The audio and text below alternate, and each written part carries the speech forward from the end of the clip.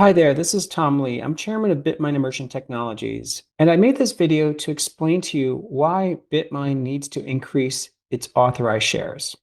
As you know, we're in the midst of our annual shareholder vote, and I want to ask you to vote yes for the authorized shares increase. The details are available in the proxy, and the specific matter I want to talk about is matter of business number 2, to approve the charter amendment to increase the number of authorized shares. Currently, Bitmine has 500 million shares authorized, and we want to increase this to 50 billion. Now, many of you are wondering, why would we be increasing shares by such a dramatic amount? And so I want to explain. The first is Bitmine needs to conduct capital market activities, including at-the-money transactions, or in the future, convertible instruments or warrants or even preferred stock.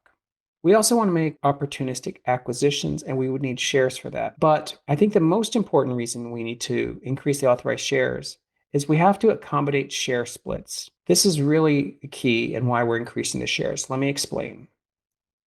Bitmine's stock price follows the price of Ethereum. So on the x-axis here is the price of Ethereum. The y-axis is Bitmine's share price, and this is since July 10th. And as you can see, as Ethereum's price has moved up, Bitmine's price has moved. The coefficient in this, it's a rough equation, is roughly 0.015 times the price of ETH plus whatever ETH per share accretion is taking place.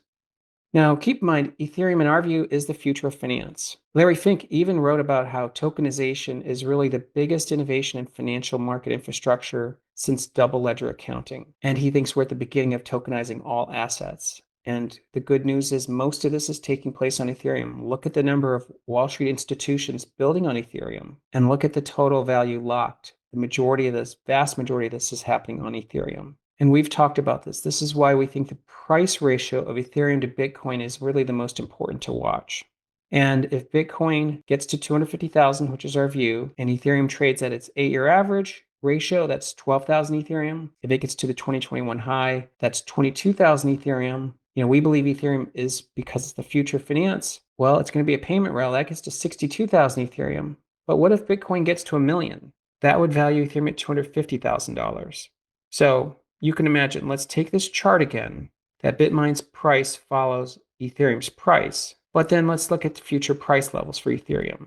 22,000, 62,000, and 250,000 Ethereum. Well, using that coefficient, that would put $500 Bitmine share price at 22,000 ETH. At 62,000 ETH, 1,500 is the implied price for Bitmine. And of course, at $250,000, the implied price for Bitmine is 5,000 a share. Now, of course, this is per share levels. These are implied from using Ethereum's price in that coefficient.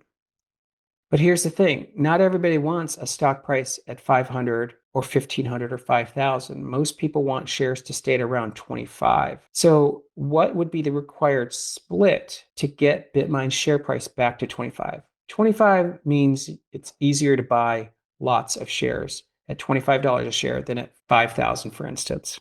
Well, here's the numbers. At 22,000 ETH, the stock price would have to split 20 to 1 to get back to 25.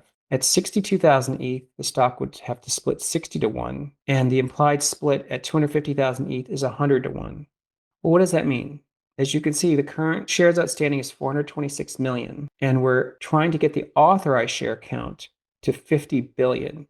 That doesn't mean we're issuing 50 billion shares. That's what we want the total max shares to be. Well, here's the math. If you split 20 to 1, the current share count would go to 8.5 billion. If you split 60 to 1, the share count goes to 26 billion. And if you split 100 to 1, the number of shares goes to 43 billion. So you could see it's going to be important to increase the total maximum authorized shares. So going back to this question, why does the company need to increase authorized shares? I think the most important is to accommodate share splits. Keep in mind, the shareholder vote deadline is 11:59 p.m. Eastern Time, January 14th. Okay, that's only in a couple weeks, and we would ask you to vote yes. If you want to figure out ways to vote, we did record a message a week ago explaining how to vote your shares. And of course, you're welcome to attend our shareholder meeting on January 15th at the Wynn Las Vegas. Thank you, and keep in mind, please vote yes.